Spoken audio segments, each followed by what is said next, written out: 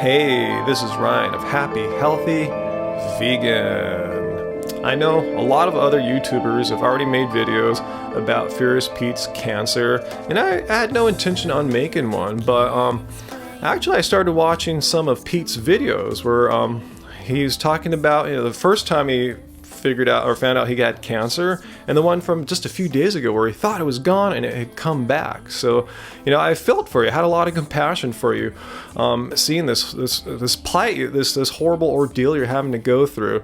And I saw Vegan Gains' video, I can't lie, and it was pretty harsh and probably not the way that you, Pete, if you happen to see this, would be most receptive to hearing the vegan message. So that's why I'm making this video. I'm really hoping this will get to you and you'll hear a different vegan's perspective on your situation, and maybe this will open your mind up to at least just trying a vegan diet to help your cancer. When I found out that Pete was just 29 years old and already having to deal with these issues of cancer and surgery and cancer coming back, that's where I wanted to make this video. It really touched me that you're having to deal with so much at such a young age. And also something I didn't know about you was that you are a competitive eater. You have a Guinness record for eating 15 hamburgers in 10 minutes. And I saw another one eating a 72-ounce steak in 6 minutes and 48 seconds, and other challenges where eating tons of bacon and tons of butter. Not the healthiest foods to be consuming in general, just for a normal person, the quantities that they eat, but to eat these foods in such horrific quantities, it makes me think that possibly that might not be the healthiest diet to be following. Well, why do I say that? Well, let's take a look at some of the most basic, essential facts about cancer. Strangely, these are basic facts that most people aren't aware of, and many doctors are not either. But what's the number one cause of cancer, and is cancer preventable? Diet is the number one cause of cancer.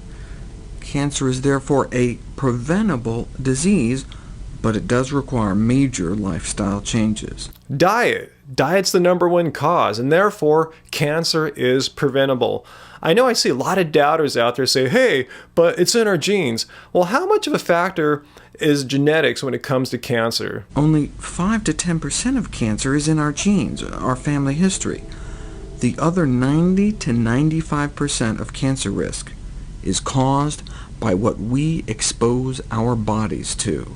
So yeah, genetics barely a factor. 90 to 95% of our cancer risk is due to what comes into our bodies. So what stuff in particular that comes into our bodies is what do we have to worry about? What causes cancer? From a massive new study in Canada last year, total meat consumption was directly related to the risk of not only stomach cancer, but colon cancer and rectal cancer and pancreatic cancer and lung cancer and breast cancer and prostate cancer and testicular cancer. So it turns out total meat consumption, not carbs, not grains, total meat consumption. That's what causes the testicular cancer that Furious Pete has. So Pete's at the point now where his doctors are recommending that he undergo radiation and possibly chemo after that, since the prior surgery didn't fix the problem. Well, this reminds me a lot of an interview I did at the 2013 Woodstock Fruit Festival with a young teenager named Megan Sharrow, who, like Pete has stage 2 testicular cancer. Megan had terminal stage 3 brain cancer, had undergone 2 surgeries, which didn't fix the situation, so her doctors, like Pete's, recommended radiation and chemo. Well, she kind of back off and did some more research on her own, and she learned about a vegan diet. In fact, she started doing a raw vegan diet, mainly fruits and vegetables, for a year and a half, and guess what? Her cancer didn't get any worse. It actually went away. She's alive and well now. I did the interview. Her cancer's in full remission and has been that way for years. And this goes along with the science. Not only is cancer preventable, it seems that having a more alkalized body from all this vegan food actually can, in some cases, help treat your cancer. So this is what I'm suggesting to Pete. I mean, you owe it to yourself. I see you have a fiance now too. I mean, this is some big, major life stuff. Time to put the ego down, try a plant-based diet. What have you got to lose? The diet that you have been eating, all this hardcore meat and dairy from your competitive eating and daily life, hasn't been working. I'm not saying that to, like, you know, put you down or told you so or anything like that. I'm saying, what have you got to lose other than if you don't do it, you've got your life to lose. Okay, let's just keep it real there. What have you got to lose by trying a plant-based, a vegan diet? If you have too big of an ego about that, I'm not sure what you're like. I'm just saying, do it on the down low. Don't tell your fans on YouTube. Just keep it quiet in case you're afraid of alienating your fan base. But try it. You have absolutely nothing to lose. The science is all on the side of a plant-based diet, helping protect and prevent and treat cancer. And in fact, as we saw in Dr. Greger's video, your testicular cancer is caused by diet, by lifestyle choices. So that's why I'm making this video. I hope this gets to Pete. Just listen. Don't be bullheaded. Listen to what I'm saying here. Give it a shot. You have absolutely nothing to lose. You know, just spend some money on vegetables and fruit for a few months rather than meat and dairy and what else you're eating there. So that's all I got to say. Post your questions and comments down below.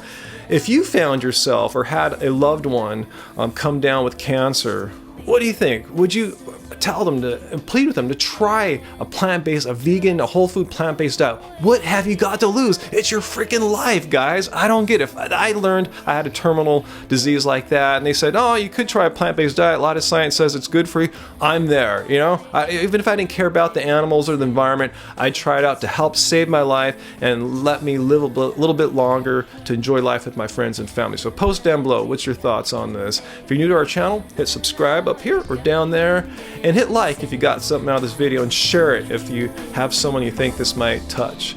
And until next time, as I want you to do, Pete, and everyone else out there, keep it carb, baby. Keep it carved.